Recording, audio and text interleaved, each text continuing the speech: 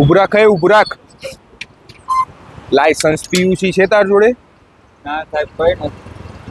Bro એક minute હું વાત કરાવું. તમે મોટા સાહેબ વાત કરો.